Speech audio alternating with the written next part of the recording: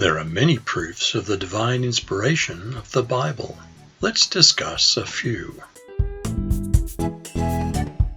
Fulfilled prophecy is a proof of the truth of the Bible, where God declares, "Remember the former things, those of long ago.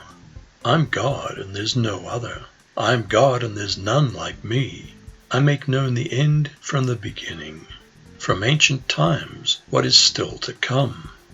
I say my purpose will stand, and I'll do all that I please." The Bible contains prophecies numbering into the hundreds fulfilled by the life of Jesus Christ. He would be born in Bethlehem, of a virgin. He would be a descendant of Abraham, of Isaac, of Jacob, and come from the tribe of Judah. He'd be called Emmanuel, meaning God with us. He'd live for a time in Egypt. The Messiah would be rejected by his people. He'd be betrayed. His hands and feet were to be pierced. His bones would not be broken. They would pierce his side. He would rise from the dead, ascend to heaven, and be seated on God's right. Many Bible prophecies were fulfilled by other events. For instance, written 50 years beforehand was a prophecy that Babylon would capture Judah for 70 years, and afterwards the Jews could return home.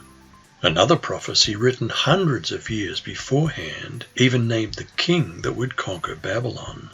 Yet another prediction 200 years in advance foretold the destruction of the ancient seaport of Tyre, that it would be tossed into the sea. 400 years in advance, a prophecy predicted the Jews' eventual victory over the Edomites.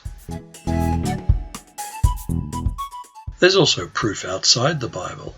History written by non-Christians in both Jewish and Roman texts proves that Jesus lived. A Tel Dan stone slab discovered in 1993 furnished historical evidence that King David lived. Other archaeological finds that corroborate the Bible include the Nag Hammadi Library discovered in 1945, the Temple of Ain Dara, a simple 1st century home found in Capernaum, the Siloam Pool, Ashkelon's arched gate and statuette of a silver calf, and a Jerusalem tower defending against the Babylonian invasion, and ashes as witness to fires Babylon set. Geology corroborates the existence of a worldwide flood and points to a young earth. Is the Bible God's Word? Is all of the Bible God's Word, or just part of it? If we could believe that all of it is God-breathed, are we willing to obey it? Are we willing to obey even those things that are counter to our culture? What would that mean for topics like women elders, homosexuality, tattoos, pornography, suicide, tithing, tongues, alcohol abuse, sex outside of marriage, divorce, death, and eternal salvation? Skeptical and outright hostile resources that will kill faith and destroy belief in the Bible are ubiquitous. It requires a certain level of expertise in logic to see through the many flaws of such literature.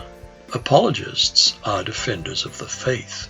Down through Christian history, defenders of the faith have included Origen, Justin Martyr, Tertullian, Thomas Aquinas, Duns Scotus, William of Ockham, Anselm of Canterbury, and other names mentioned previously. Will you have a change of heart and mind and believe the good news of God's reign? You decide.